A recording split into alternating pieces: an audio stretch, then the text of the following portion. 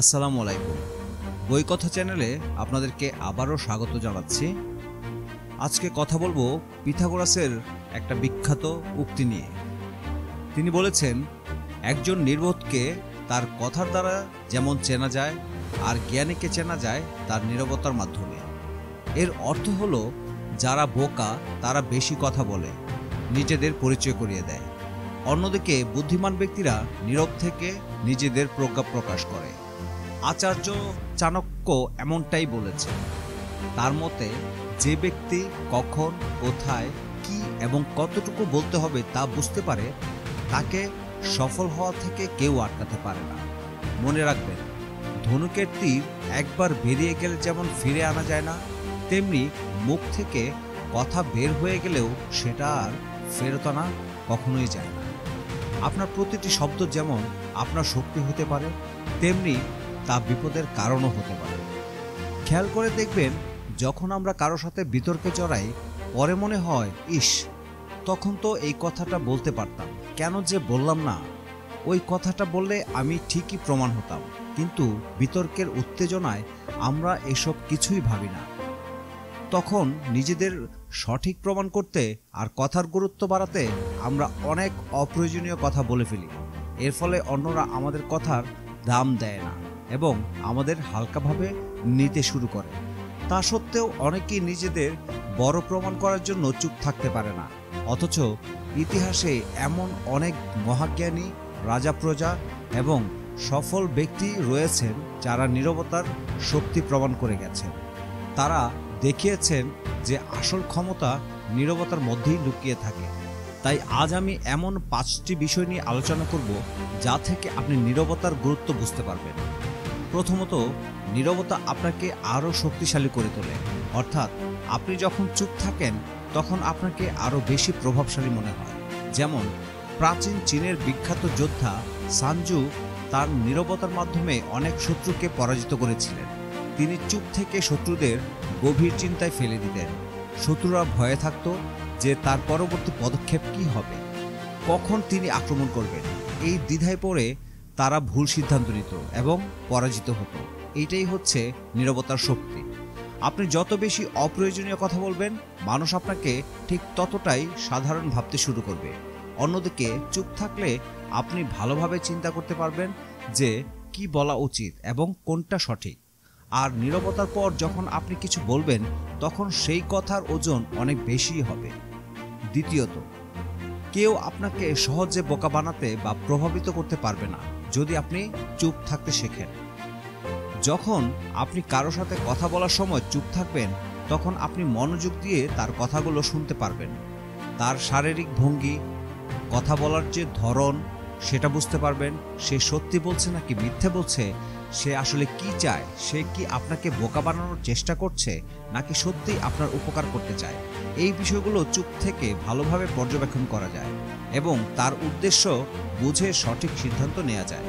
তৃতীয়ত, নীরবতা অন্যদের মনোযোগ আকর্ষণ করে। আপনি যদি কোনো মিটিং বা ক্লাসে থাকেন, তাহলে দেখে থাকবেন যে কিভাবে চুপ থেকে মনোযোগ কেড়ে নেওয়া যায়।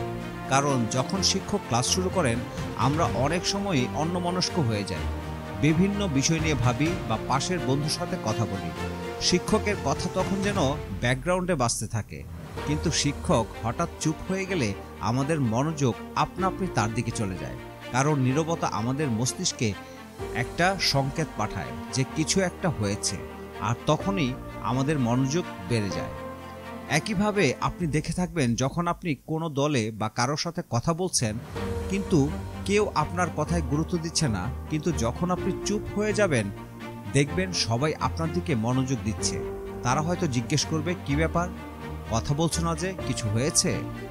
চতুর্থত, নীরবতা আপনাকে আরও সৃজনশীল করে তোলে। চুপ থাকার মাধ্যমে আপনার সৃজনশীলতা আগের চেয়ে অনেক বেড়ে যাবে। যখন আপনি একা চুপচাপ নিজের সাথে সময় কাটাবেন, তখন আপনার মনের বিভিন্ন নতুন নতুন চিন্তা আসবে। এই সৃজনশীল চিন্তাগুলো আপনাকে ধীরে ধীরে আরও উৎপাদনশীল করে তুলবে। আপনি যত বেশি সৃজনশীল চিন্তা করবেন, আপনার কল্পনা শক্তি ঠিক ততই বাড়বে। কল্পনা শক্তি অনেকটা পাখির মতো। আপনি একে যত উপরে উঠতে দিবেন, জীবনে ততটাই সাফল্য অর্জন করতে পারবেন।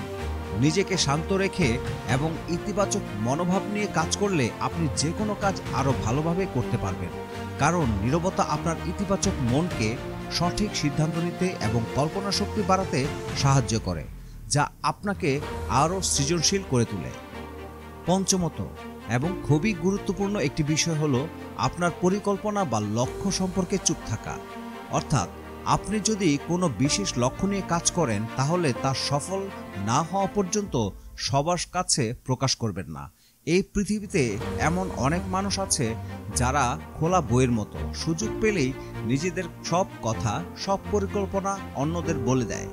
সমস্যা তখনই হয় যখন কোনো কারণে আপনি সেই লক্ষ্যে পৌঁছাতে পারেন না, তখন অন্যেরা আপনাকে নিয়ে হাসাহাসি করে এবং বলে, ও তো শুধু কথাই বলতে পারে, কাজের কাজ কিছুই করতে পারে না। এর ফলে মানুষের কাছে আপনার সম্পর্কে একটি নেতিবাচক ধারণা তৈরি হয় এবং আপনার সম্মান কমে যায়। তাই নিজেকে লক্ষ্য ও পরিকল্পনা শুধুমাত্র তাদের সাথে আলোচনা করুন যারা আপনার মতোই অভিজ্ঞ এবং যারা আপনাকে এগিয়ে যেতে সাহায্য করতে পারে। অ্যামাজনের প্রতিষ্ঠাতা জেফ বেজোস ঠিক এমনটাই করেছিলেন। যখন তিনি প্রথম ক্লাউড ব্যবসা শুরু করেন তখন তা থেকে তার বেশ ভালোই আয় হচ্ছিল, কিন্তু তিনি সেই ব্যবসার কথা কাউকেই জানান, কারণ তিনি যদি তখন এই বিষয়টি প্রকাশ করতেন তাহলে তার দেখাদেখি অনেকেই হয়তো এই ব্যবসায় নেমে পড়ত, এমনকি তার থেকেও বেশি সফল হয়ে যেত।